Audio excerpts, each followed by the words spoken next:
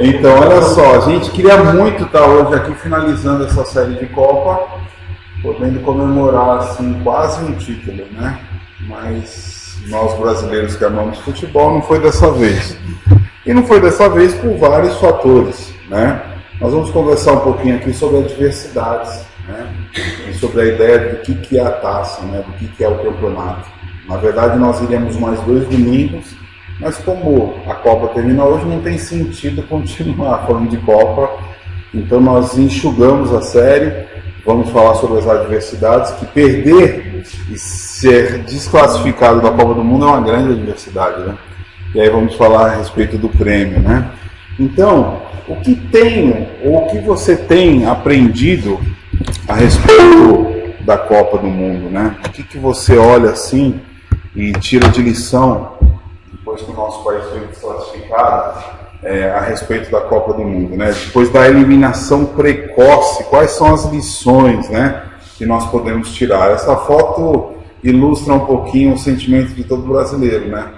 Eu confesso que eu não fiquei muito desesperado, não fiquei decepcionado, mas também era um dia que eu estava meio doente também, eu estava no sofá, estava até lá em Santos, que a gente ia fazer um curso à noite, eu e a Dani, e a Dani foi assistir o jogo com o pai dela, eu fiquei lá na casa da minha mãe, e eu, assim, fiquei meio desencanadão, assim, com tudo, mas é uma surpresa, né? A gente confessa, como torcedor de futebol, que nunca o Brasil teve tão preparado, na minha visão, das Copas que eu já acompanhei, para ganhar um título como essa.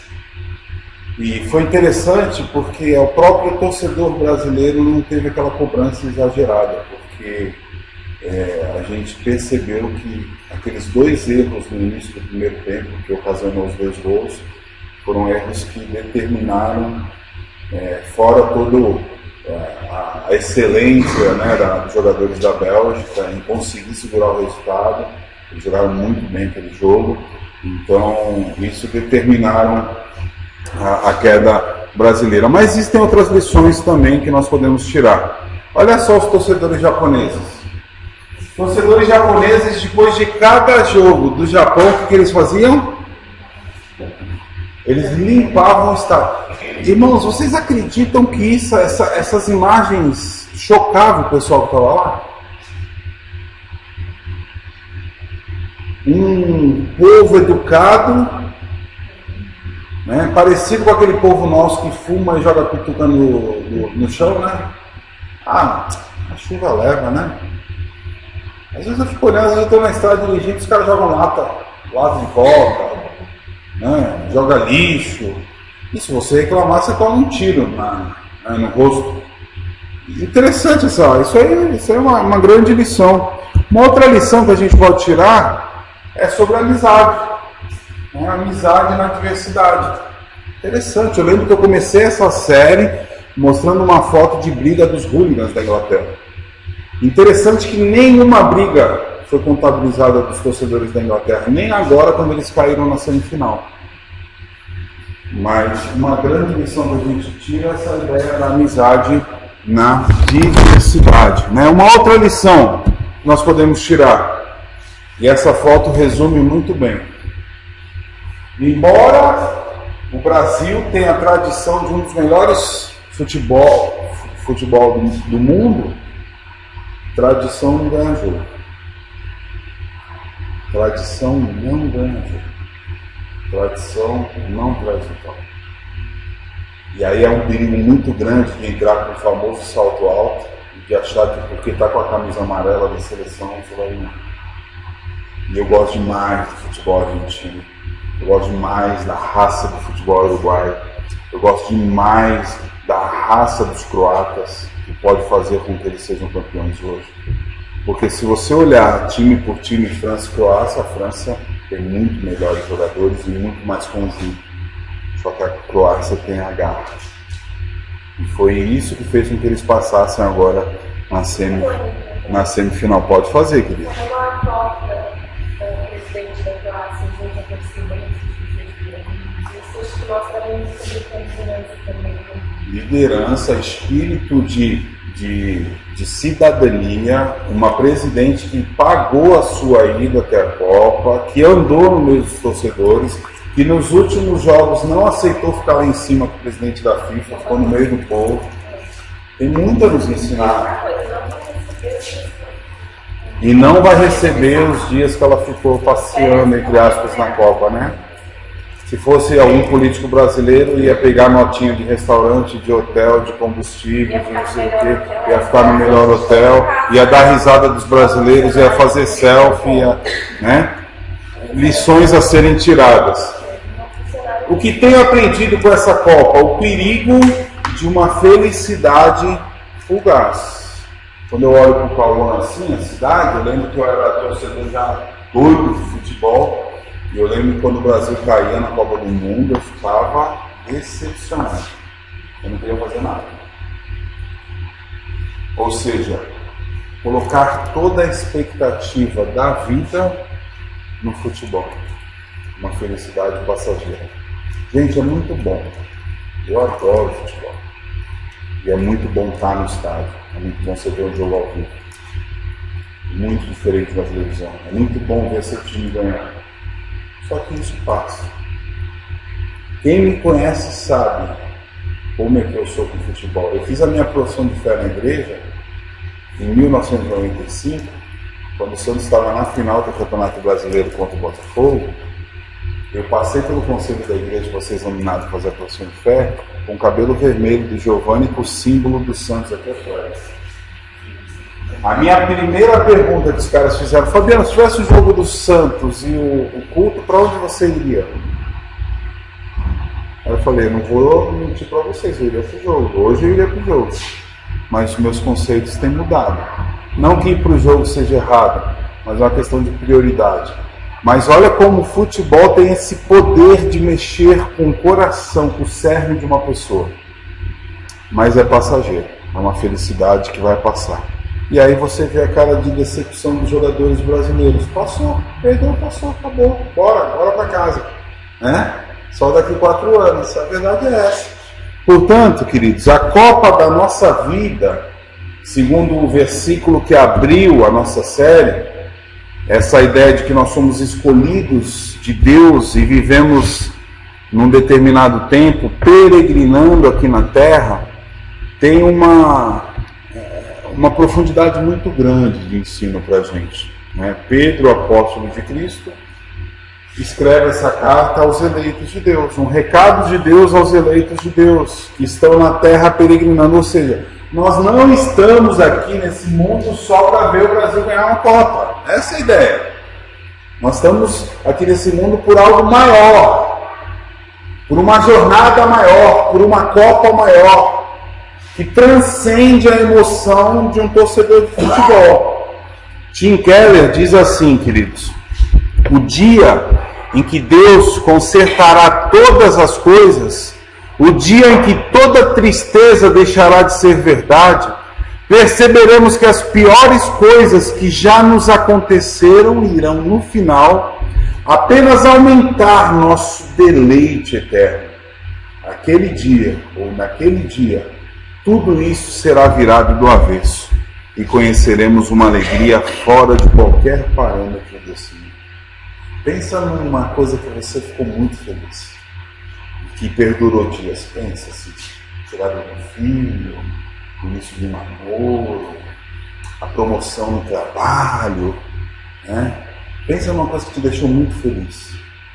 É muito pouco ainda para a alegria que nós vamos sentir diante de Deus na eternidade.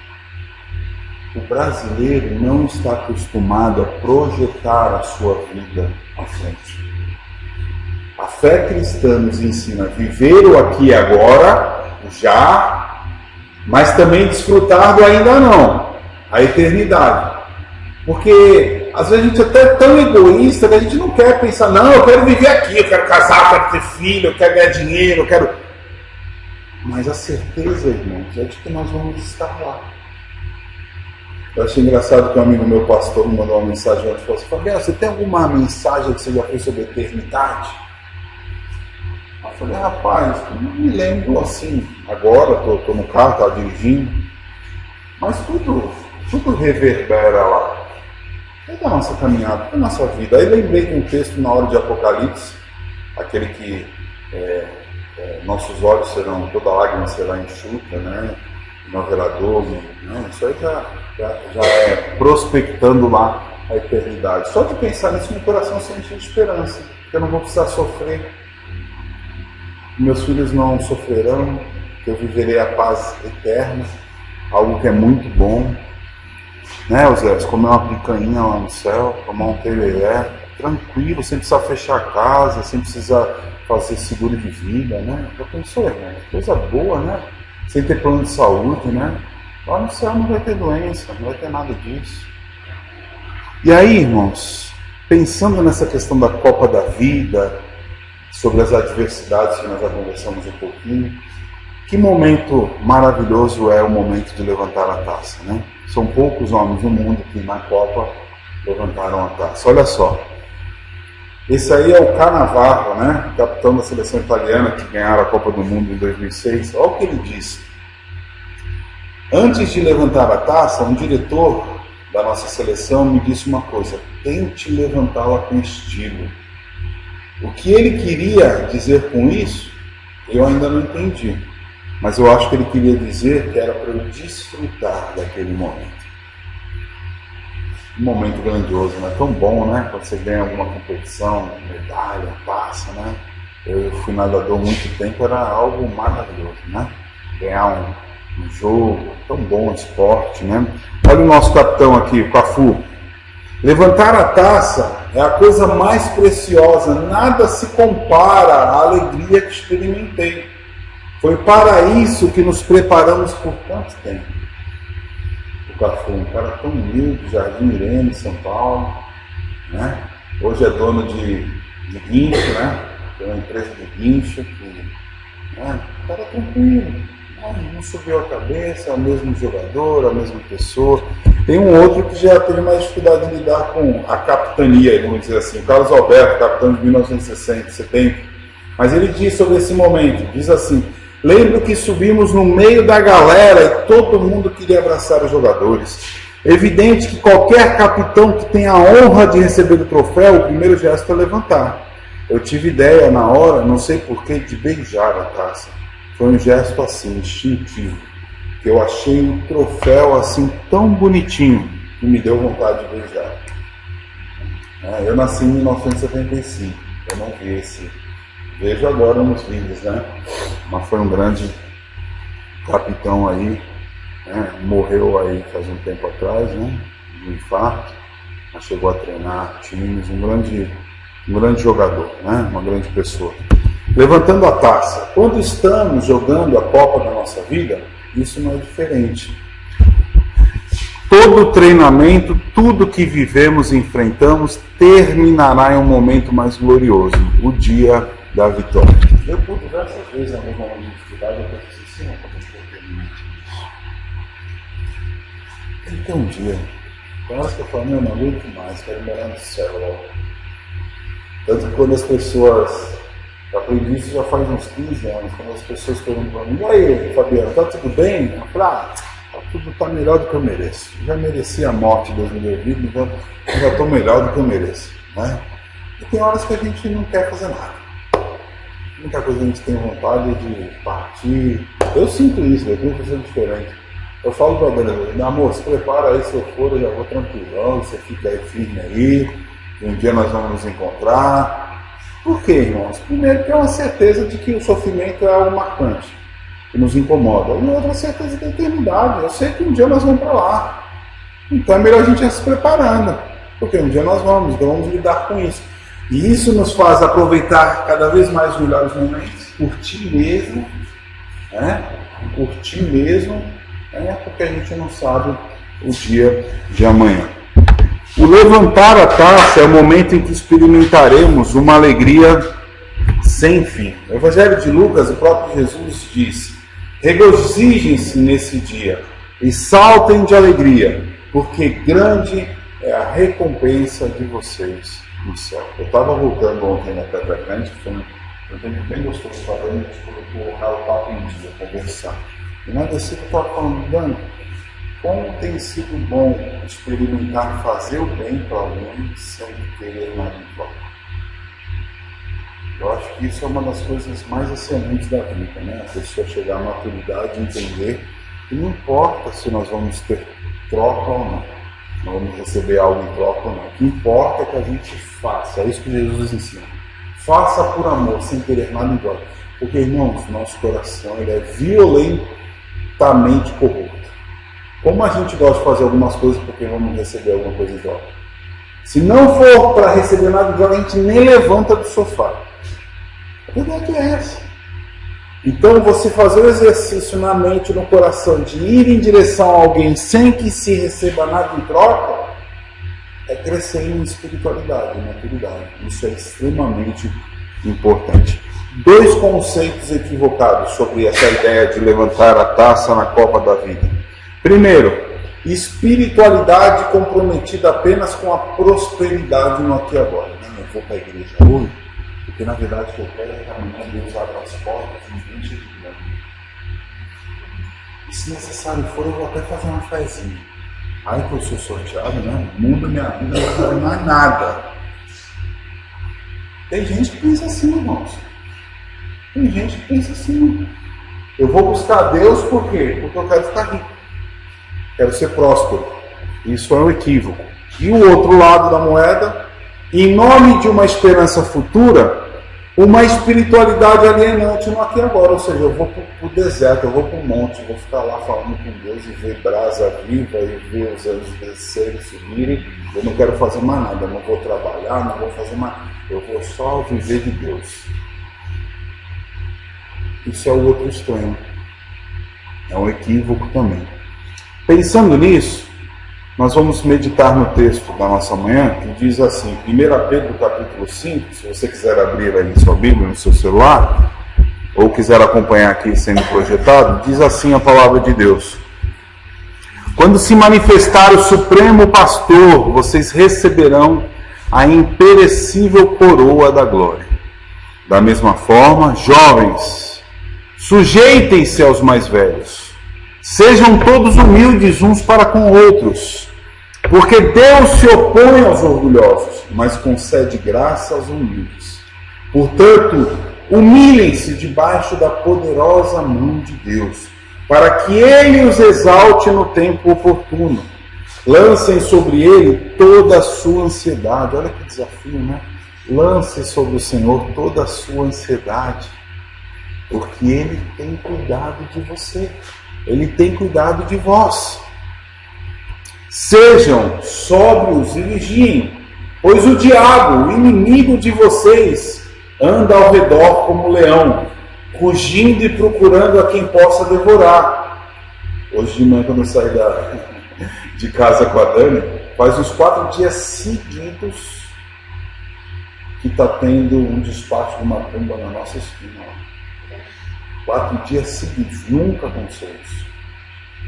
No primeiro eu olhei e falei, cheguei cá falando, fizeram um trabalhinho ali na esquina e tal, tem que encerrar e tal.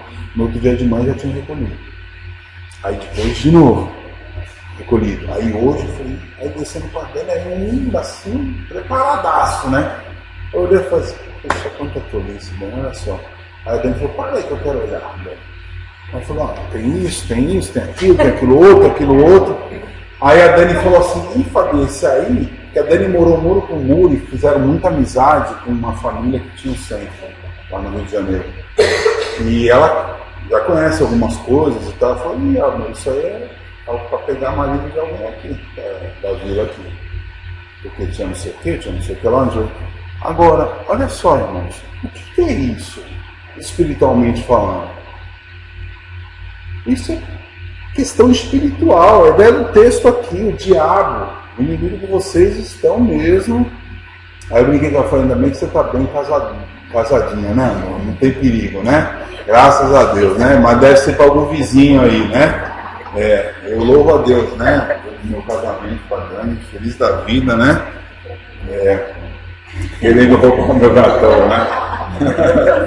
Mas, eu brinco com a Dani, falo, ih, amor, eu acho que dificilmente eu casaria de novo, né? Eu já tenho uma mulher, agora uma filha, 2 mulheres, já me dá muito trabalho, né? Eu já paro por aqui.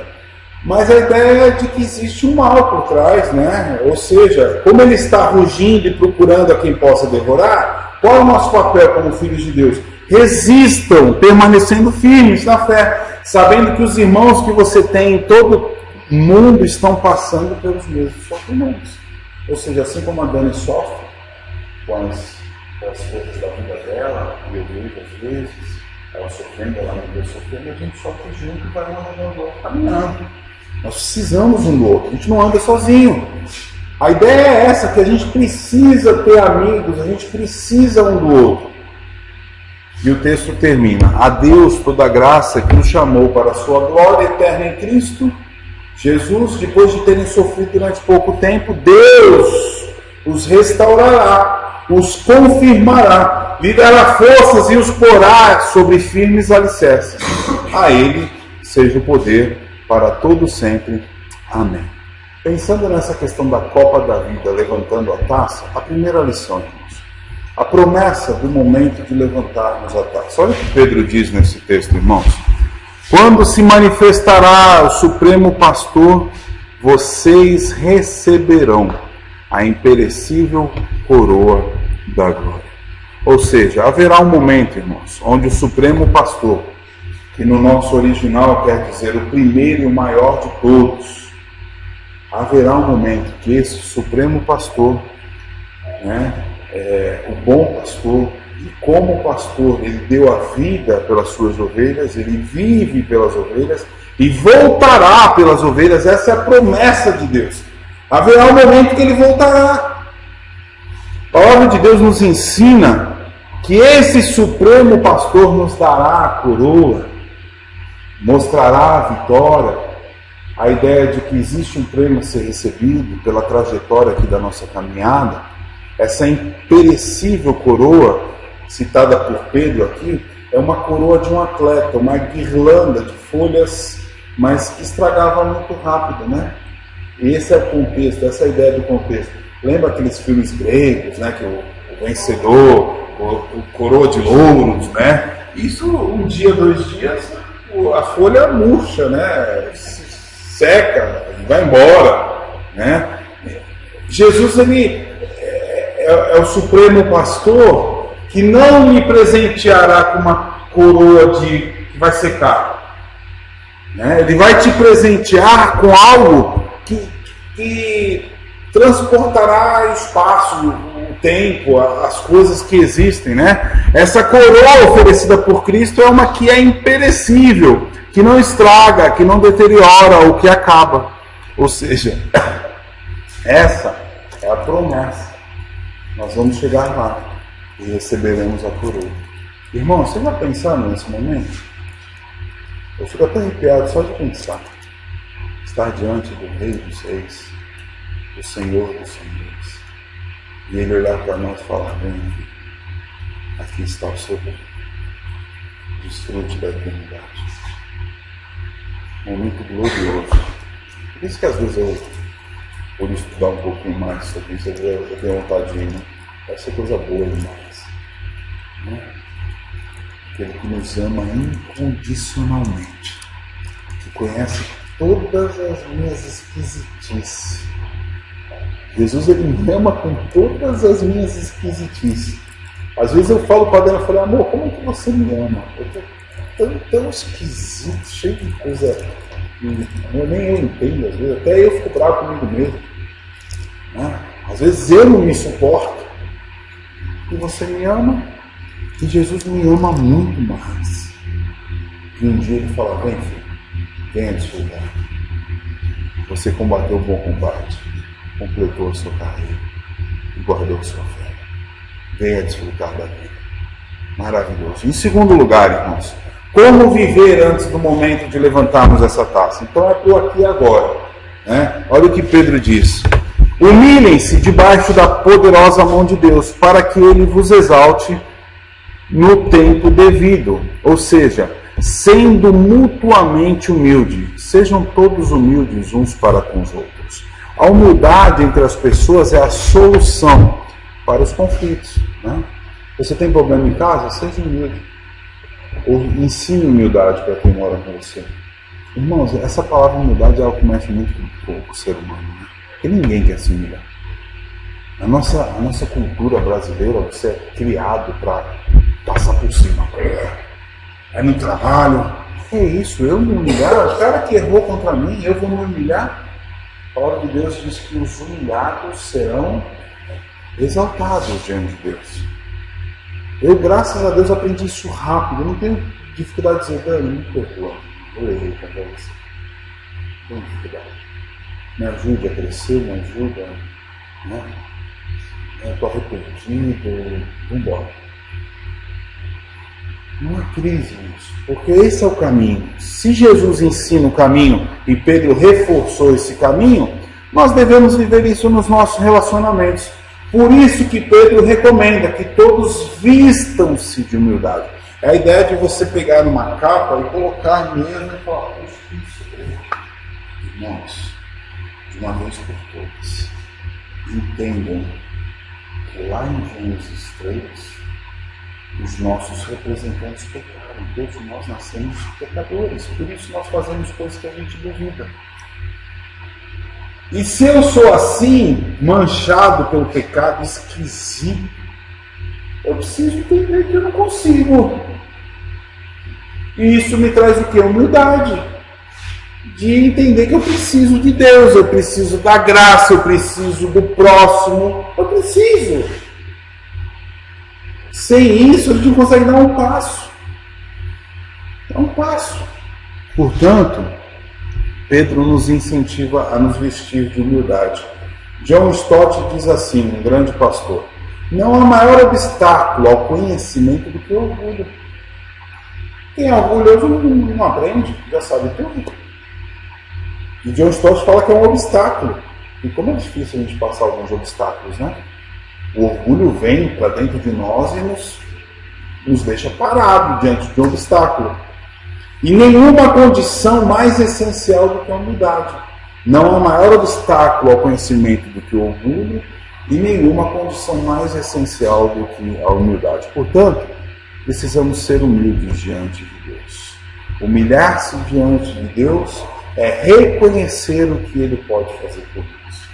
Isso é princípio básico. Quando eu comecei a caminhar na fé, eu lembro que um irmãozinho, uma senhorinha, que me discipulou, sem compromisso nenhum, toda segunda-feira a gente se encontrava, estudava a Bíblia, depois já tinha uma reunião de oração na casa dela.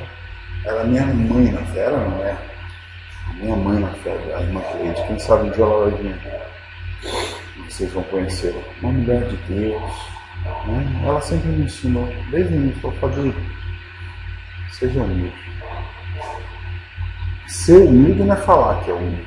Porque quem fala que é humilde já não é humilde. Né? A ideia é essa, né? Eu lembro que tinha um jovem da nossa igreja que ele falava assim, eu me orgulho porque de todas as minhas virtudes, a que eu mais me orgulho é a minha humildade. Mais me orgulho. Para as professoras aí, né? Já sobem nos saltos aí. Parece que não cabe na mesma frase. Não cabe, né? A ideia é essa, a ideia é que nós não somos nada mesmo, né? Então, a promessa dessa atitude é a exaltação no tempo oportuno, ou seja, se Deus usou Pedro para dizer que nós devemos nos humilhar debaixo da mão poderosa de Deus, é por quê? Porque em tempo oportuno Ele vai nos exaltar, né? Agora o outro grande desafio, e aqui para mim é um grande desafio como a humildade, é a tua ansiedade que faz você roer as unhas, faz você ficar inquieto, andando de um lado para o outro, você em vez de ficar andando de um lado para o outro, em vez de tomar calmante, se ajoelha e lance diante de Deus em oração. Você já fez esse exercício de orar, colocar diante de Deus alguma situação e sentir uma paz na hora? É tão bom, gente. Porque quando você faz esse exercício da fé, de lançar diante de quem pode te ajudar numa situação difícil que está te trazendo ansiedade, veja só, nós vamos ter ansiedade, todos nós, em algum grau. A questão é como é que a gente lida com ela. Então, se a gente pode lançar, façamos isso e experimentemos de paz. A ansiedade é uma atitude normal diante de tantas pressões que sofremos na vida. Mas o que vemos aqui é uma solução. Essa atitude é uma atitude de entrega total, é tirar de si o peso e lançar diante de Deus. Então, se entregar ao cuidado de Deus é depositar a confiança no Senhor de que Ele tem cuidado de nós, e Ele tem mesmo, né? Diz a palavra de Deus num texto sobre ansiedade também, o próprio Jesus ensinando as pessoas, se Deus cuida de um pássaro e da erva do campo, quanto mais de nós. Ontem eu estava vendo um documentário com a Dani, dos animais lá da Patagônia, o albatroz, um pássaro de 2,5 metros de envergadura de asa, imagina, 2,5 metros de envergadura de asa, o bichão deve ser ele alimentando a cria. Ele come o peixe, aí vira só um caldo, aí abre o bico, né? Bico com bico, e aí você via o líquido escorrendo. Se Deus fez isso, irmãos, de uma mãezinha comer um peixinho, um animal que não pensa, quanto mais de nós. É uma questão de desenvolvimento de fé mesmo. Portanto, Deus se importa com aquilo que acontece em sua vida. E justamente porque Ele se importa com o que acontece na sua vida, Ele deseja ver toda a sua ansiedade depositada nele. Olha que coisa linda! Ele se importa tanto com você, por tanto que Ele se importa, Ele deseja que você coloque tudo que você sente diante dele. E aí, irmãos, o verso 8 diz, olha, sejam sóbrios, vigiem, pois o diabo, inimigo de vocês, anda ao derredor. Se já não bastasse os problemas sociais que nós temos que enfrentar, Pedro lembra de um problema sobrenatural. Durante a nossa vida vamos enfrentar o nosso adversário que o tempo todo tenta nos desviar, né, de Deus, tirar o nosso foco do Senhor. Portanto, qual que é a solução para isso? Ficam firmes, né? Resistam. É a ideia de que cabo de guerra, né? Cabo de guerra, todo mundo acredita que já brincou aqui na escola. Já brincou, Paulo? Cabo de guerra? Um puxa de um lado, o outro puxa de outro. Lembrando, irmãos, que em nenhuma circunstância ele te levará para o outro lado. Porque nós já temos a vitória, ele já está derrotado. Essa é a promessa. Já pensou se ele não tivesse derrotado o diabo? Aí o trem ia ficar feio. Mas ele já está derrotado. Então, por mais que a gente resista, nós já somos vitoriosos. E aí, queridos, a ideia do resistir aqui é não dar lugar. Qual que é a ideia de não dar lugar? De dizer que eu estou guardando em casa, e aí começa. Não, também, deixa eu sapato fora do lugar. Já falei, cansado, mas arrumar, quando ela chegar, eu vou falar tudo que eu penso, que eu não aguento mais. Aí eu estou dando lugar. Resistir é a minha gata chegar e eu falar assim, amor, como eu te amo. Olha, aquilo que estava aqui, eu coloquei no seu mãozinho. Eu sei que você vai chegar cansado, então eu te ajudei. Mas a gente não cabe, né, dentro de nós, tem que vomitar os monstros que ficam lá dentro, né? O tempo todo. É exercício, irmãos. Como é que foi o nosso início de casamento? 6 anos, amor. 6 anos, irmãos. 6 anos, nós tivemos um ajuste muito duro. E a gente se amava mesmo, não tinha crise, era amor mesmo. Mas um ajuste difícil, brigas intensas, né? Eu lembro que a coisa foi melhorar quando a gente já estava aqui em Atibaia, em 2007, numa das subidas nossas de Santos para Fernandinha, a gente tinha ido ver nossos pais lá. E aí eu subi pedindo perdão para ela, quando ela teve a liberdade de falar o que ela sentia, pelo tempo todo. E aí houve perdão, houve um ajuste. E aí foi o início de uma mudança. 6 anos. Né? Entre tapas e beijos. Né? Entre tapas e beijos. Hoje em dia, às vezes, alguns monstros ainda tentam, né, se emergir aí, a gente segura. Que é a ideia de não dar lugar. Se você der lugar, você vai brigar. Tem jeito.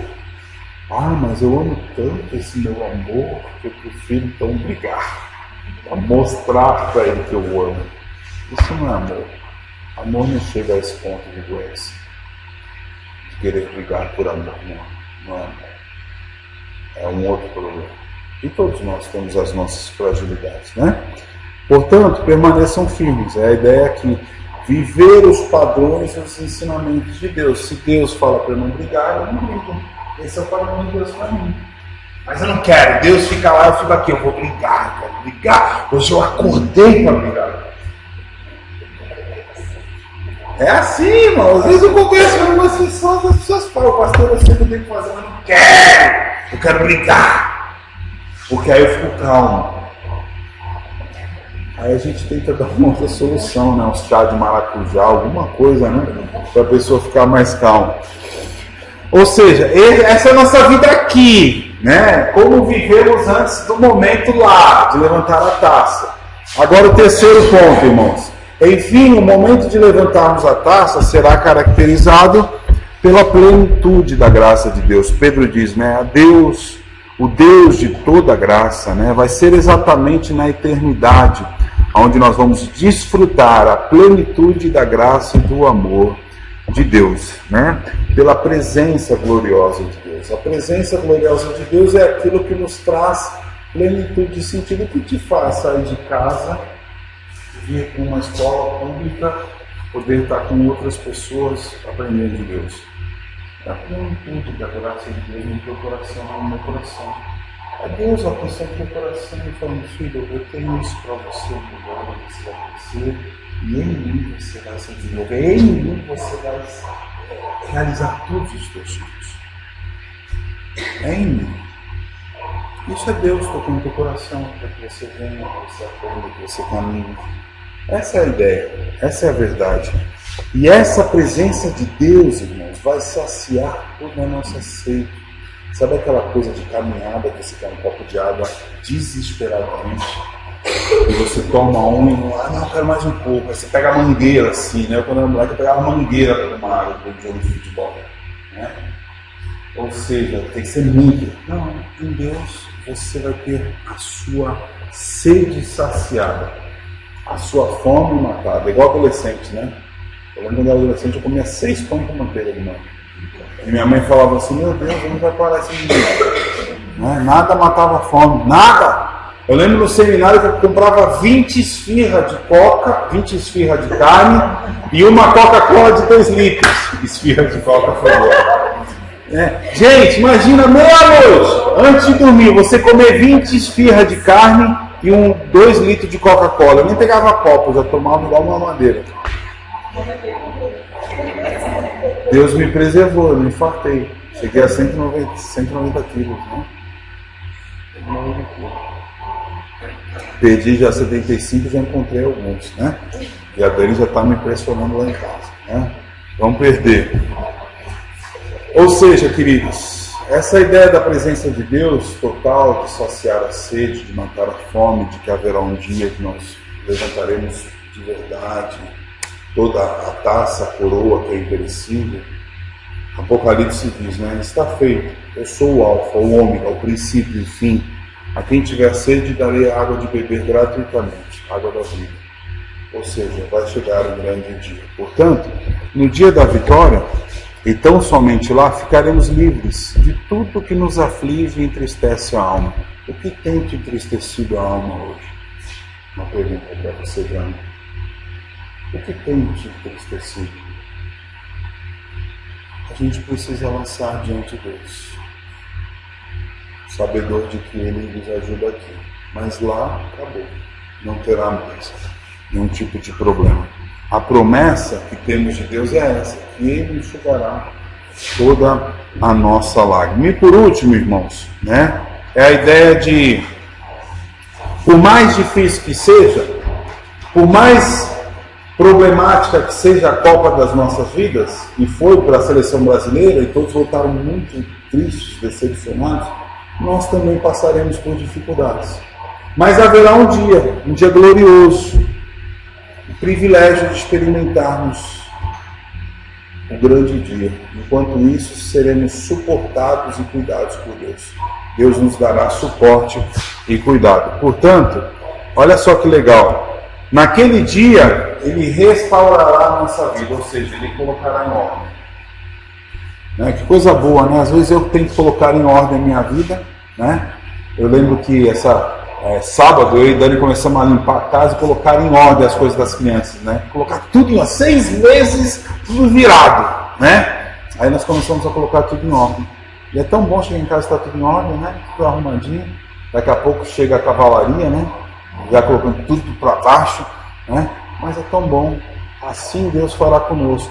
Restaurará, colocará tudo em ordem, firmará a nossa fé, dará forças, ajudará a enfrentar as situações. Essa é a promessa de Deus para mim e para você. E sustentará. Que bom saber que em Cristo o Senhor nos dará todo o sustento necessário. Portanto, irmãos, como diz 1 Coríntios Paulo, capítulo 11, Enquanto isso, nós vamos comendo do pão, nós vamos bebendo do cálice, anunciando a morte de Cristo, mas não só a morte, mas a vitória. Hoje Ele vive, hoje Ele está à destra de Deus Pai. E Ele nos mandou continuar firmes aqui. Enquanto permanecermos firmes, vamos comendo do pão, bebendo do cálice, e esse é o significado da ceia do Senhor. O próprio Jesus, né? Ele tomou o pão, deu graças e disse: isso é o meu corpo que é dado em favor de vocês. Façam isso em memória de mim. E da mesma forma, depois de haver ceado, tomou o cálice, dizendo: este cálice é a nova aliança no meu sangue, derramado em favor de vocês. Portanto, irmãos, vamos orar, pedir que Deus abençoe esse momento.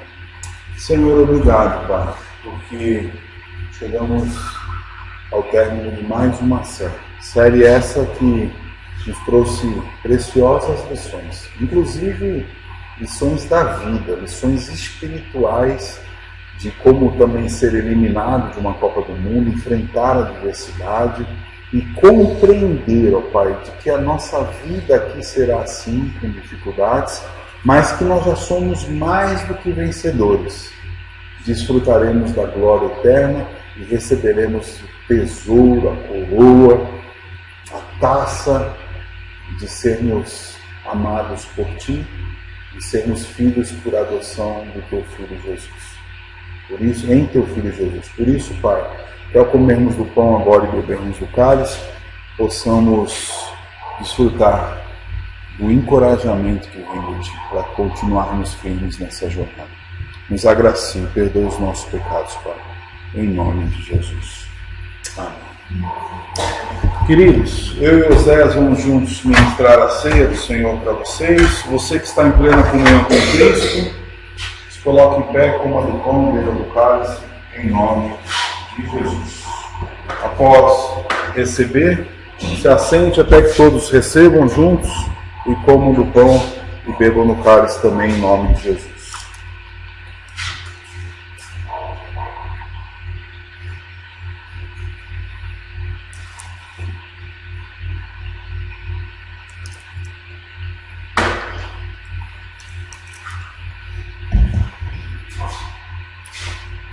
A palavra de Deus nos ensina, né? Quando nós pegamos o pão na mão, isso aqui é o corpo de Cristo, né? Que foi lá moído em nosso lugar, né? O sangue também derramado na cruz para nos perdoar e nos dar vitória. Todas as vezes que nós temos a oportunidade de participar desse momento, irmãos, isso nos traz graça e coragem para a vida.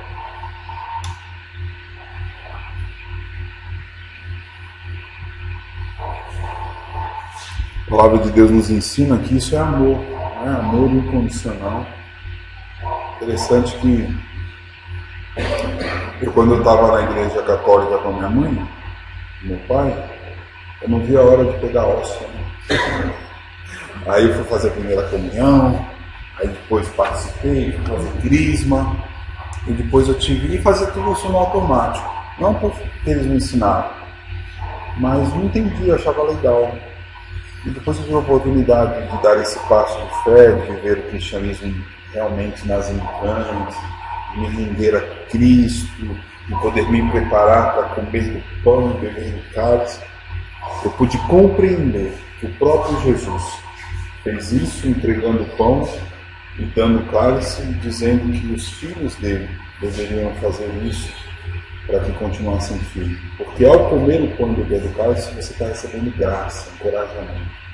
E também anunciando que ele vive, que ele morreu, mas que ele ressuscitou e está vivendo junto ao Pai. Então vamos comer, queridos, e beber em nome de Jesus.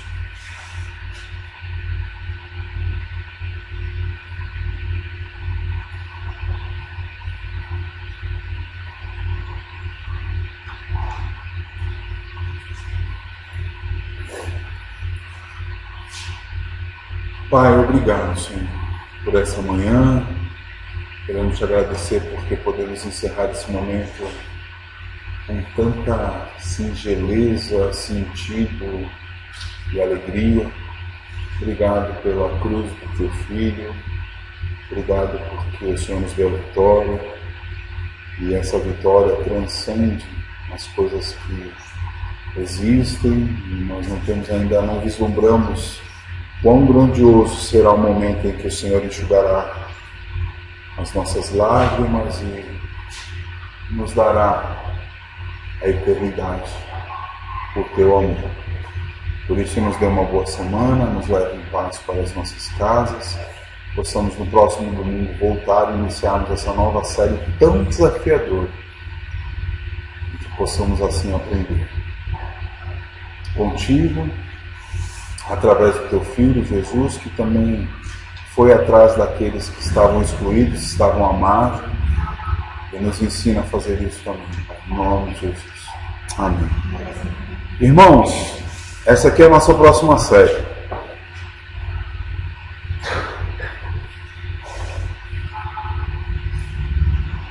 Excluídos. Você conhece algum excluído? Você já sentiu-se excluído?